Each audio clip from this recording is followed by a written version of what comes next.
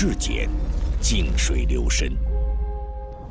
0与1，两个简单的数字，却在计算机的世界里幻化无穷。掌握了2进制，人类就像打开了一扇新的大门，我们的存储和记忆边界在无限延展，计算能力呈几何倍数的提高。算力引爆了制造业、商业、服务业中的每一个神经元，演变成最为强大的新型生产力。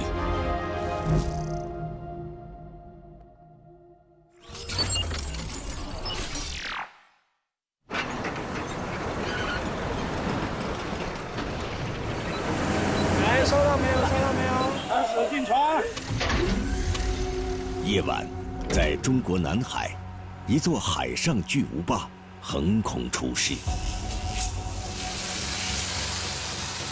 在起伏不定的茫茫大海中，将近2万吨的上部组块被精准对接在了101米高的导管架底座上，误差不超过5毫米。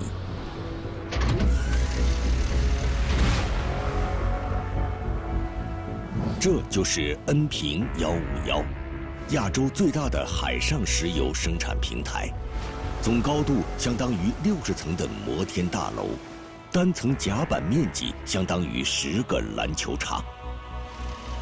依托恩平151，一个海上智能化无人钻采集群呼之欲出。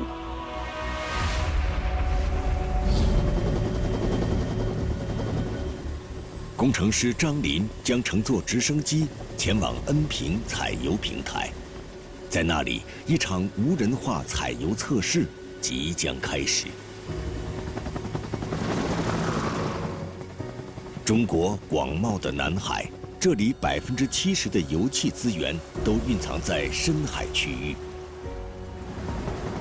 数字化、智能化，正在帮助张林他们叩开这座油气宝库的大门。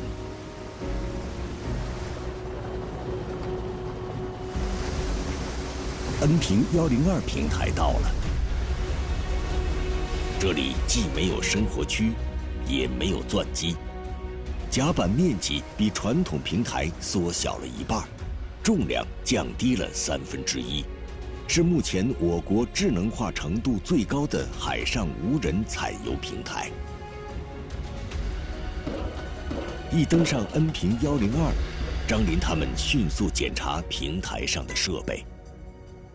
你别看它小，但是它非常的智能。在数据采集和自主分析这方面功能就比以前强大很多了。它本身的判断能力也强了很多。怎么说呢？就像机器人一样。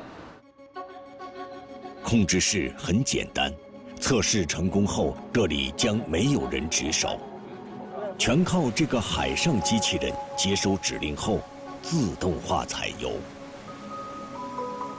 151中控，请启动 A2 井电潜泵。102平台 A2 井电潜泵已启动。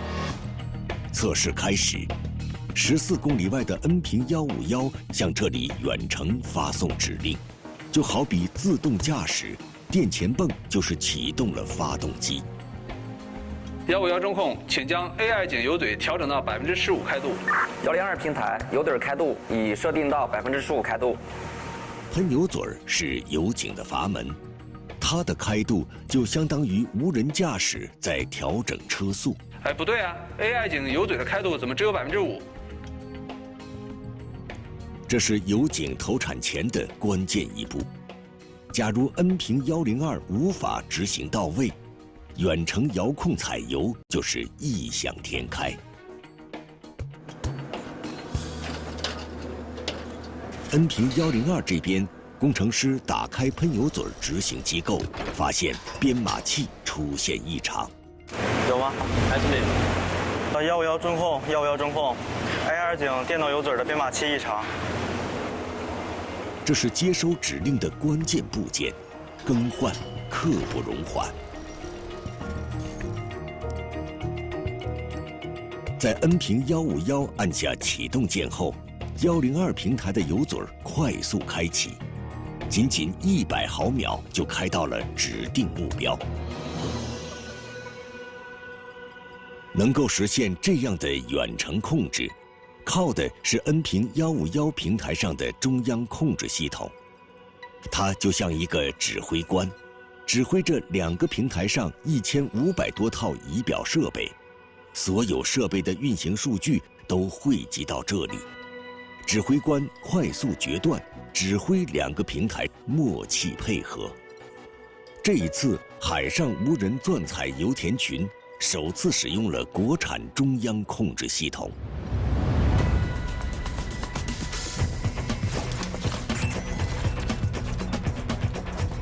北京的工厂里，正在生产的就是中央控制系统模块。电路板完成自动焊接、自动装配，23秒就生产出一块主控制器模块。恩平油田海上石油平台强大的中央控制系统，就是由数百个这样的控制模块构成的。12.0001%50%。这个指挥官可不仅仅是模块的简单堆叠，而是被工程师们赋予了运筹帷幄、决胜千里的智慧。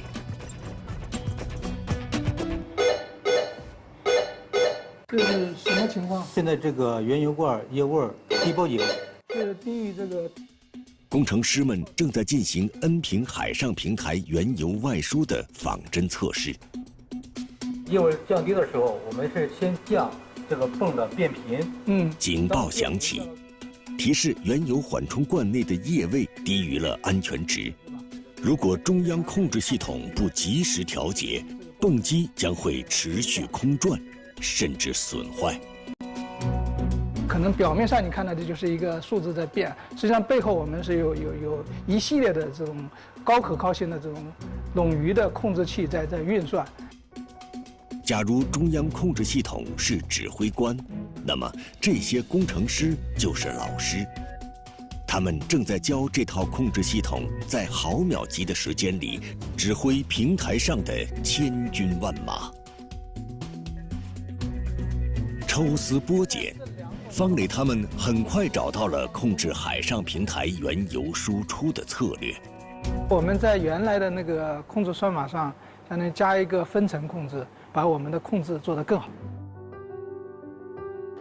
守得云开见月明，历经上百次测试，这套系统久经沙场后被调试到了最佳状态，可以挥洒自如地控制海上钻采平台。2022年12月7号，恩平151油田群首期正式投产。远程无人开采，让恩平102平台1年能节省上千万的运维费用。接下来将会有更多的平台也会实现这种无人化采油。我相信到那个时候，我们也能做到在陆地上对海上平台进行远程控制了。我们就再也不用像现在这样在海上每天飞来飞去了。自感知、自决策，不仅仅是海上钻采平台，在工业大脑和大数据的指挥下，钢铁巨人也可以轻盈起舞。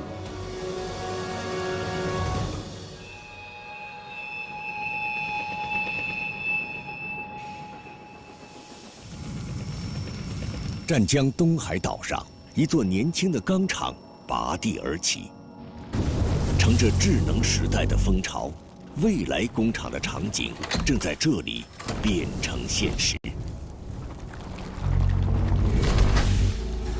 湛江钢铁的热轧车间里，精轧线犹如一条长长的机场跑道，一块块钢板飞速进出。在这里，时间以秒为单位，每多抢出1秒都是提高效率。1秒能改变什么？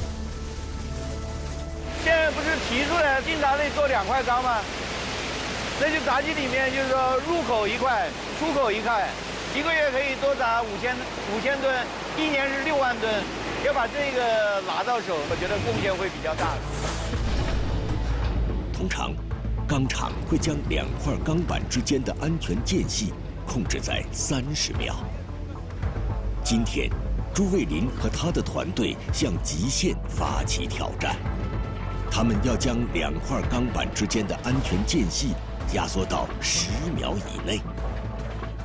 这就相当于2块大小、节奏、速度都不一样的钢，必须前后间隙不超过10秒，同时通过闸机。一旦2块钢追尾，就是严重的事故。就好比在一条跑道上，一架飞机还没有完全起飞，另一架就要开始降落。我们冒的风险是在于，你可能会导致2块钢的废钢，导致机器的这种损失。所以以前呢，大家是不敢去做这种事情。换，但不能乱。在经闸入口防止追钢这一功能上，朱卫林他们增加了2600步程序计算，对5万多块钢比对分析。我们目前探索的就是采用这一块钢在抽出来之前，就要提前去计算它在每一个区域，它可能用的时间是多少。在这条700米的闸线上，安装了上千个细小的光电、压力和位置传感器，犹如千里眼和顺风耳，将每块钢在闸线上进出的几万条数据都汇集到这个工业大脑，由它来控制轧钢的精准速度。刚才看了一下记录，我们闸机2块钢最短记录6.1秒，给你们点赞。跑道没有换，只是换了算法。朱卫林他们设定的目标终于实现，2块钢在热闸线上的安全间隙缩短到了10秒以内。这意味着轧钢厂的年产量至少可以提高120万吨，相当于增加了一座100万吨级产能的小型热轧厂。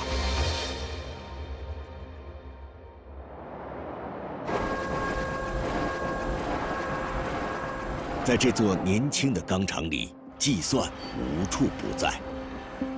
后板厂里，利用5G 技术远程遥控热处理线的一场测试正在进行。我们下发指令吧。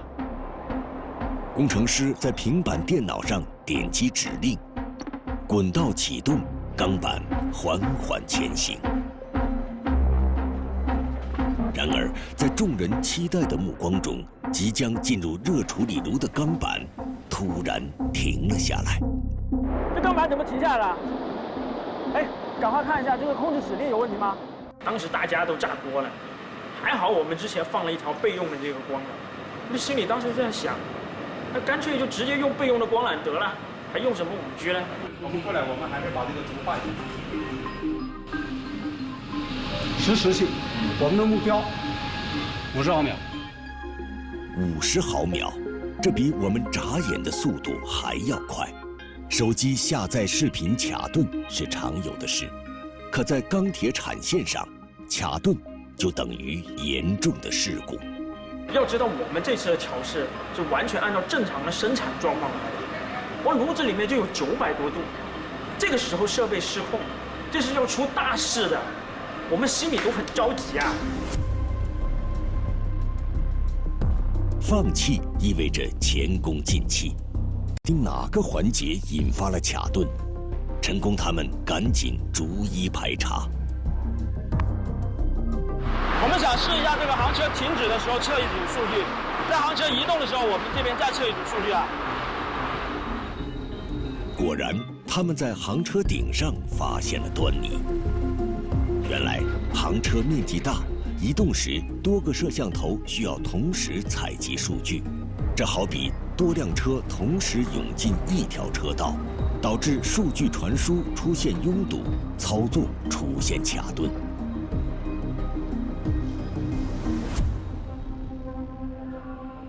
陈工和团队迅速修改底层算法，让数据可以错峰通过。这就是通过在厂里在轨道上。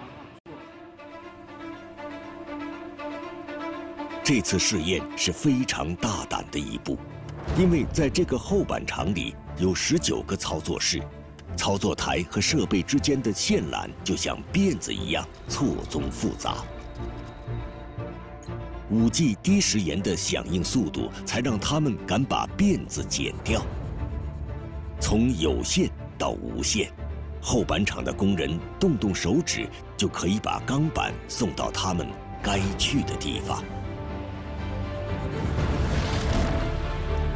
当钢铁遇上人工智能，比拼的不再是经验和体力，而是脑力、算力。工厂还是那个工厂，但改变的是生产方式，而钢铁作为基础材料也得以不断升级。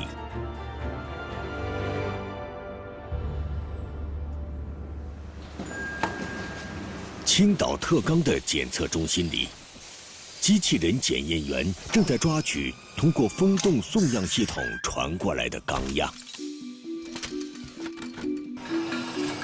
然而洗消后，机器人发现钢样有裂纹，只见他果断把钢样扔进了废样口，迅速。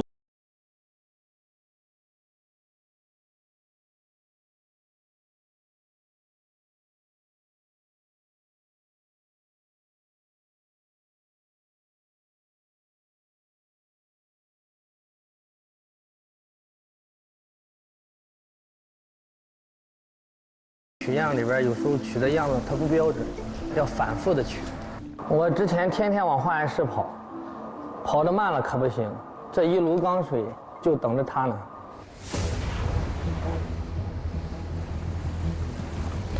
现在转炉里正在冶炼的是给长泰长江大桥生产的蓝索钢丝盘条，以钢铁之强，系千钧之重。大桥钢索要用的高强度盘条，就像一根柔韧的面条。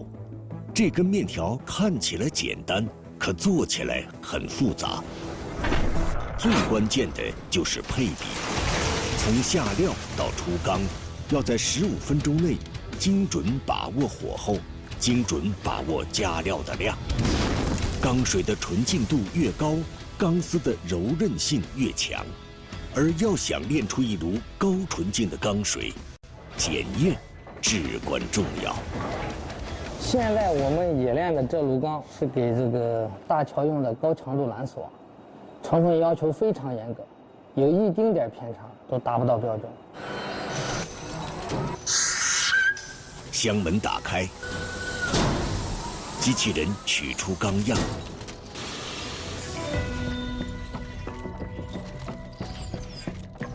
仅仅150秒的功夫，就拿出了检验结果。多种微量元素的数据同步传到了炉前，效率提高了1倍。这炉瓦力有点偏高了，正好5比1实惠。一炉纯净的钢水炼好了，即将开始它的幻化之旅。在虚拟的数字孪生工厂里，智能监测系统照看着448台钢线材主机设备，不但利用机器学习技术，教会设备自己做动态监测，还可以一边生产一边检测。车间里，机器就像春蚕一样开始吐丝。冷却过程中的温度控制直接影响着线材的性能。在这条120多米的风冷滚道上，高精度近红外测温仪每秒钟采集线材表面3000万个点的温度。经过实时计算，数据会准确预报出这一批线材的质量。这是全球强度最高的蓝索钢丝用钢盘条，它的强度是一般钢筋的5倍。每根直径7毫米的细钢丝，经过后道加工后，都能吊起5辆小轿车的重量。青岛特钢用网络管理工厂，用算法指挥生产。从液态到固态，炼钢的每一步都有数据可循。中国钢铁不只以量取胜，而是向智能要效率，向精细要市场。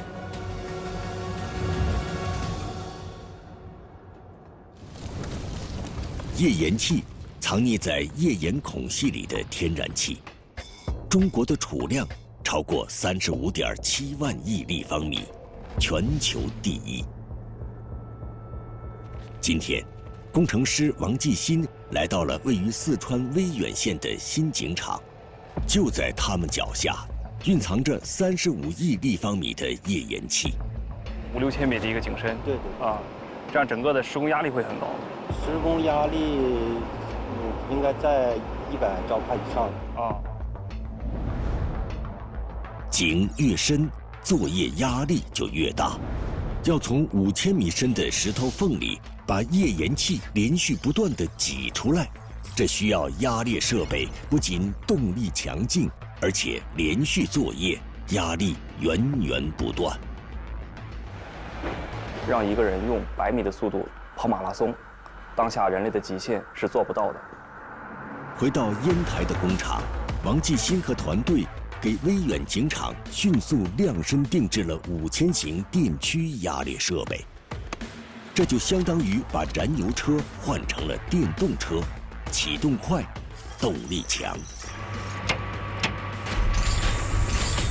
你看这个振动数据一直在波动，看来是扛不住啊。然而，在模拟测试中，动力端壳体发生了变形，压裂设备的心脏压裂泵将难以承受井场的高压力连续作业，王继新要另做打算。为了满足连续高压作业的需求，我们需要对动力端的强度和刚度做一次全面的升级。研发团队决定给5000型压裂设备打造一颗更为强大的心脏，他们将以往动力端采用的分体式结构升级成一体式。考虑到螺栓连接的强度相比这种整体式来讲还是稍弱一些，所以说我们现在把壳体做成了一个整体的一个结构。此前，产品方案重新设计至少要1周的时间。但今天，智能化设计系统已经颠覆了传统的产品设计模式。配置如果没问题的话，那么就开始模块化的这种组装。好。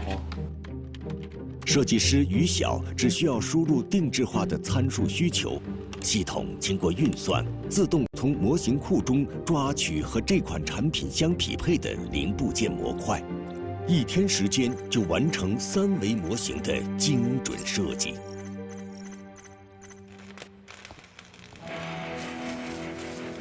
全新打造的动力端，王继新决定由机器人进行整体焊接。工程师为他编写了一套焊接程序，焊枪可以对318条焊缝自动追踪，360度全方位切换，精准定位，每条焊缝的误差不超过1毫米。保证动力端可以承受压裂作业中的上亿次高压循环载荷。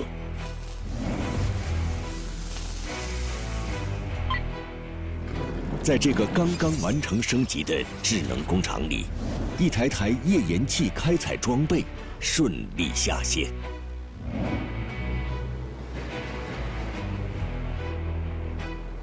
2个月后，全新定制的电驱压裂设备来到威远井厂，准备压裂。部组人员注意，我要准备起车压裂，所有人员远离高压区。压裂开始，混砂车开始工业，斜砂液平稳注入地层深处，井口压力达到84.9兆帕。压裂设备产生的高压将压裂液打入地层，把页岩撑开犹如毛细血管一样的裂缝，继续将斜沙叶打入井内。液体携带的沙子填充在裂缝中，页岩气就会沿着沙子支撑的裂缝流入井筒，运送到地面管道。好，这个看不着它是多少公分？看你们看着，它是12、14吧？哎，现在压力突然异常了，请立即停止加沙。沙停了。突然，系统显示作业压力波动异常。此时，在千里之外的烟台，工程师已经通过云平台收到警报。以前造成作业压力波动异常的原因众多，难以快速排查。现在，工程师通过眼前的智慧大脑，迅速调取压裂设备关键部件的运行数据，以及作业区的现场工况。云平台系统结合上万条数字化的专家经验，1分钟内就迅速给出诊断结果。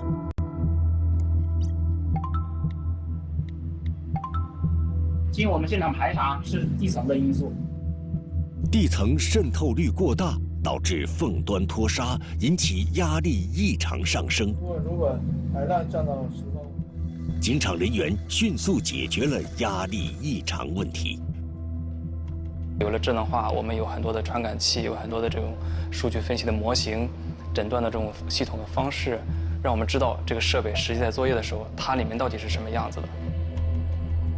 各岗位请注意，开始点火。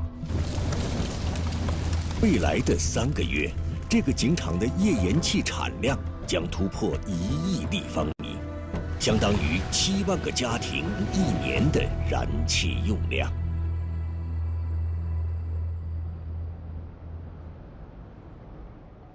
湖南株洲，高铁中国芯的诞生地，这里拥有中国首条、世界第2条8英寸 IGBT 芯片生产线。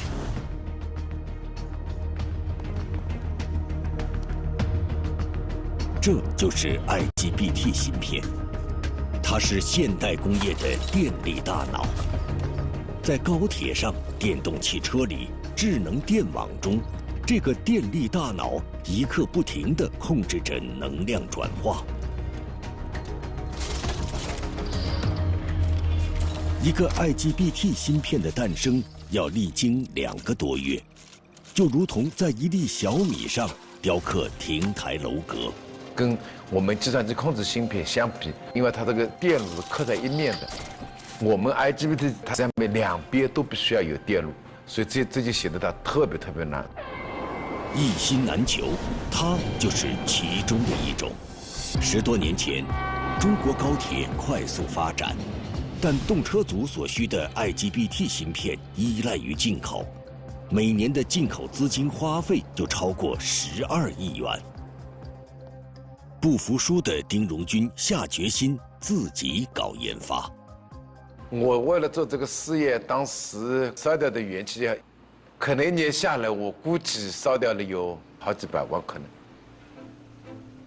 其实我烧的也挺难受的，后来还是成功了。随着对 IGBT 需求的暴涨，围绕这个电力大脑的竞争日趋白热化。薪火相传，罗海辉接过了丁荣军的接力棒，向大功率压接型 IGBT 发起冲刺。我们现在银烧结厚度的均匀性是一个问题。使用低温银烧结工艺来做大功率压接型 IGBT， 全球都没有先例。烧结的银层越平整，芯片的受力就越均匀。然而，罗海辉使用的芯片面积是现在常用芯片面积的3倍，并且进行双面烧结。要想保证大面积银层的平整度，难度提升了数倍。这一次烧结出来的这个子弹圆呢，看表面状态啊，烧结情况来看还是不错的。与传统焊接型不同，压接型 IGBT 是通过压力实现内部芯片与电极之间的电气连接。这一次的话呢，我们先加个120千牛，然后看看这个压力保持1分钟吧。压接时，哪怕有一个芯片受力不均，都会出现局部电流过大而导致模块失效。当前的这个压力均衡的这个效果，可以达到我们的设计的要求了，应该是可以满足应用的要求，并且达到了量产的要求。这一次，压接测试结果终于达到了目标要求。罗海辉他们成功做出全球功率最大的双面银烧结压接型 IGBT。如今，国产 IGBT 芯片不仅广泛应用于轨道交通、新能源汽车，更是在智能电网中大显身手。东莞沙田，世界最新一代柔性直流换流站即将投产。这座换流站首次大规模使用了国产大功率 IGBT。现在，广东每2度电中就有1度来自清洁能源。但清洁能源时而如暴雨倾盆，时而如涓涓细流，这给电网运行安全带来了巨大挑战。原来我们传统的交流电控制的话，它就像一个直通水管一样的，它流过了多少电力，我们需要从源头上来控制它，这个控制的难度是比较大的。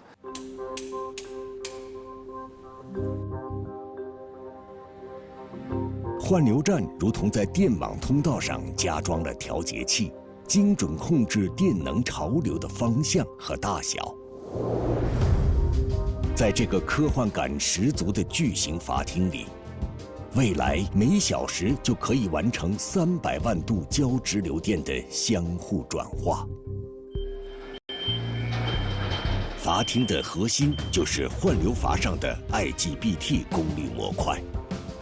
技术人员正在对它们进行投产前的最后测试。我们要对它的一个旁路开关以及它的一个开关状态、连接部位以及光纤进行一个检查，因为它这个是直接影响到了我们这个功率模块的一个可用性。今天，粤港澳大湾区直流背靠背工程将正式再复合运行。双单元解锁操作，运行组执行。收到。指令输入，阀厅里一颗颗动力心脏被瞬间激活。大湾区直流背靠背电网工程可以宣布投运。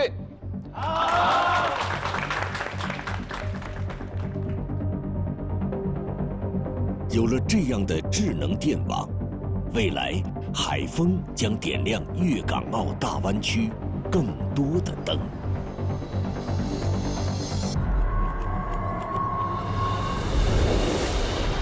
自古以来，人们就向往极目千里。当人类进入空间时代，这样的向往终于变成了现实。今天，仰望星空，我们的地球轨道上已经排布了8000多颗卫星，其中的上千颗遥感卫星就像照相机一样，每24小时就能完成1.6亿平方公里的影像拍摄。相当于1天对全球陆地全覆盖监测一次。如此海量的图片可以做什么呢？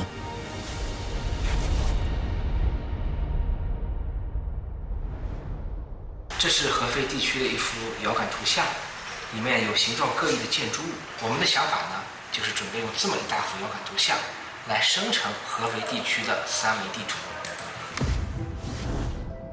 中国科学院空天信息创新研究院的团队正在用遥感图像制作3维地图，由2维变成3维。真实世界里建筑物的长宽高如何丈量呢？传统的思维呢是无法做的，那么我们呢是针对利用人工智能的方法，开发了一个面向遥感领域的通用的大模型，我们把它叫做空天灵眸。把海量卫星数据输入到空天灵眸的数值模型中，仅仅1个半小时，就完成了对合肥100平方公里内建筑群的快速3维重建。合肥市区的3维模型建好了，在这个过程中，其实需要超大规模的算力支持。而空天灵眸的算力来源于远在2000公里外的成都智算中心。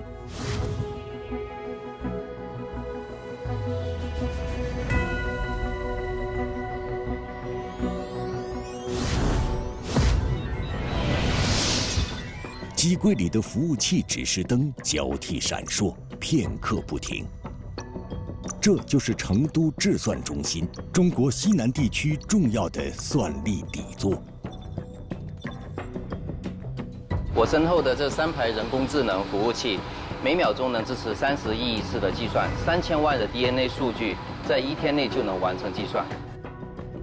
眼前这3排人工智能服务器集群，已经相当于20万台普通计算机。它们是最快的人工智能集群之一。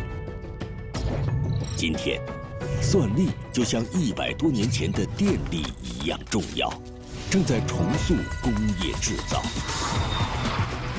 正是依托如此强大的算力，大型客机进行流场模拟仿真，减少了风洞试验的次数。而这些强大的算力，正是基于升腾的 Atlas 900人工智能集群。这些智算中心的智慧大脑，从存储系统到软件系统，全部由中国工程师自主研制。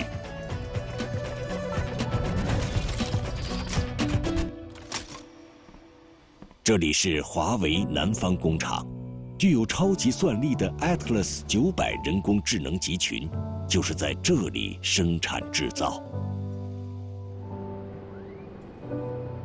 在单板生产线上，16个工序部署了23个机器人，6万个管角，1.2万颗微型器件，全部自动装配，仿佛方寸间正在建造一座微缩的大型城市。